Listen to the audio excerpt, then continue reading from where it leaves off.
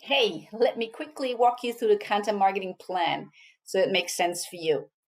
So please download the templates first. There's an Excel and a PDF, and then here are the components. So first of all, we start with the strategic goals, because after all, we want to have some strategy behind anything that we do in order to create more business, create more value, and so it makes sense and it's not scattered all over the place. So you start first with strategic goals. And in blue, I always put some examples of my work, so this might be helpful to you. Strategic goal 1 and 2, I recommend not doing more than 2 or 3 maximum. So for me, it's positioning and sales. This is what I'm going to help people with this year specifically. Then you're going to also think about what are the products that are going to lead into the strategy, or that strategy is going to lead into, and what are the funnels. In case you don't know what a funnel is, it's an online process that has people go through it step by step, so they become a client or a prospect or an interested person. And typically these funnels need to be tied to your products, and they need to be tied to your strategy. Next piece here is the keywords. And for those of you that were in my PMP process, which is creating a profitable, marketable product done for you, those are the keywords around your model. So that's what you want to keep talking about. For those of you that have not done the PMP process with me yet, it's basically keywords that are very significant for your product, for your one core product that you have, that you help companies or businesses with.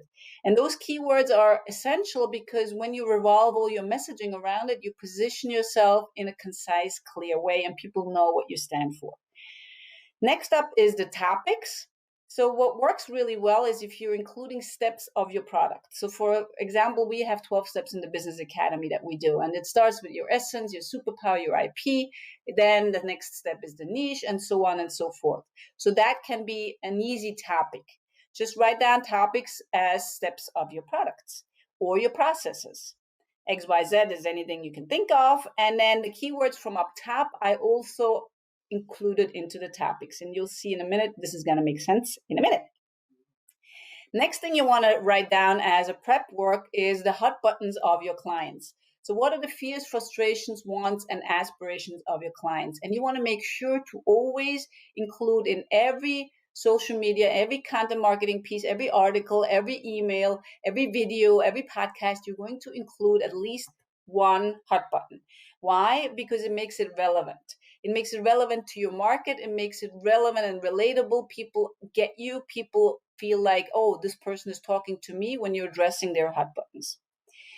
Then you have formats. So I encourage you to do different formats, because if you're only doing video, for example, it gets a little boring. If you're only doing text, it's not as good either. So I encourage you to do all 3 formats if you can.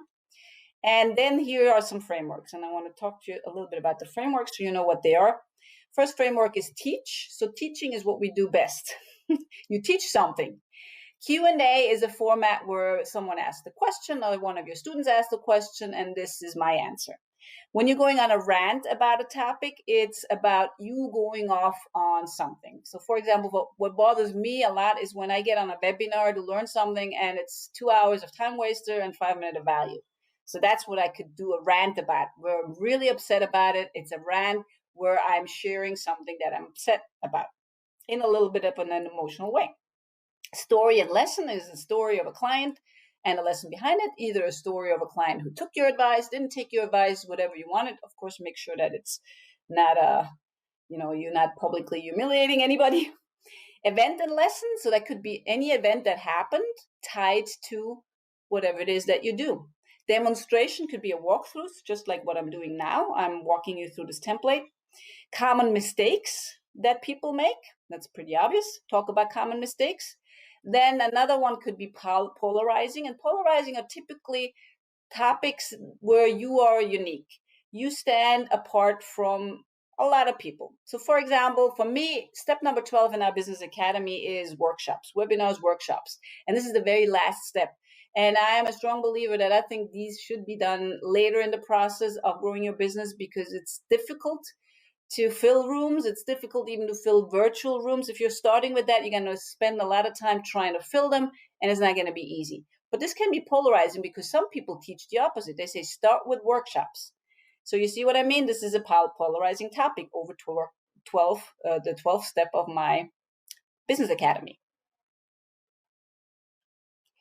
Next one is controversial framework. So controversial is basically similar to polarizing, but it's a little bit different. So what I mean by controversial means that I would talk about a controversial topic also related to what I do.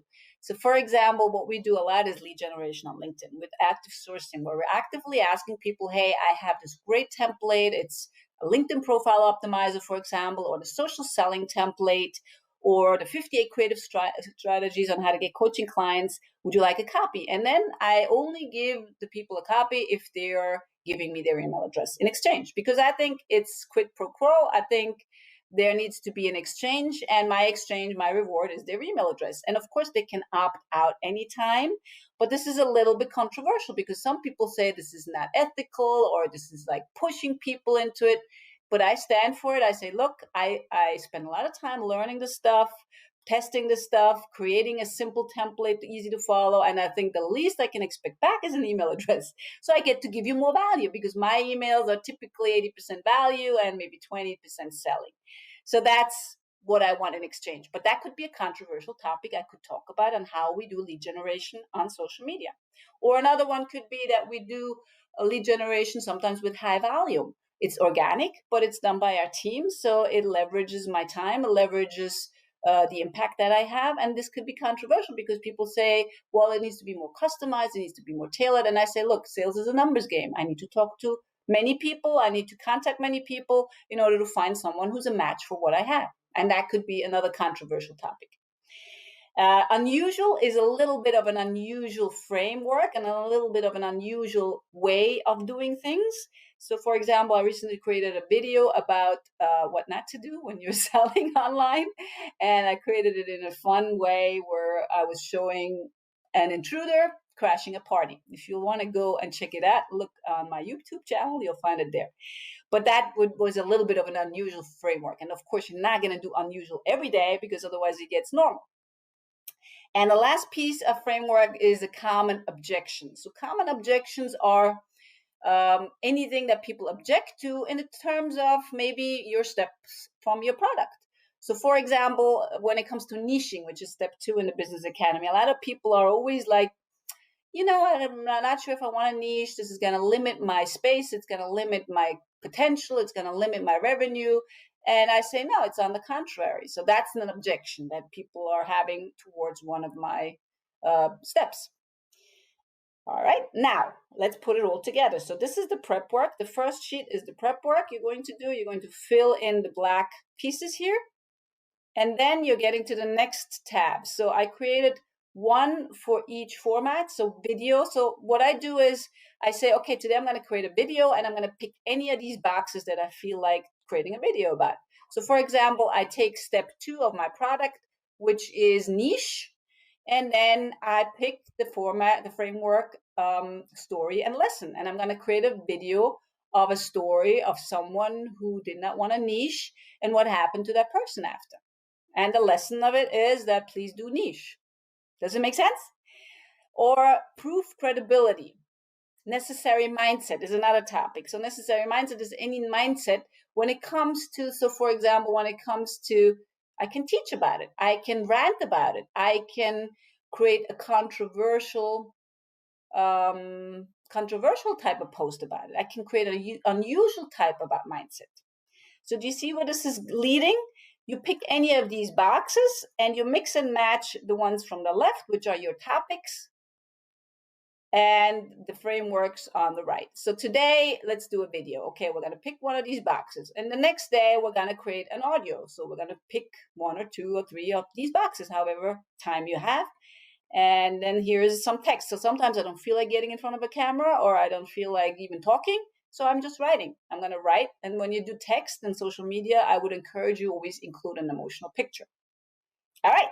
So that was it. If you have any questions, reach out. I hope this is useful. It was very super useful for me because I can come up really, really quickly with creative ideas. And why do we want to do that? Because we want to be a little bit different. We want to stand out. It's very, very crowded, especially since COVID hit the planet. Everybody's online. You need to be different. Stand out, make it relevant, make it count. Now, Sabrina Dahl, and wish you a very, very great start in the year.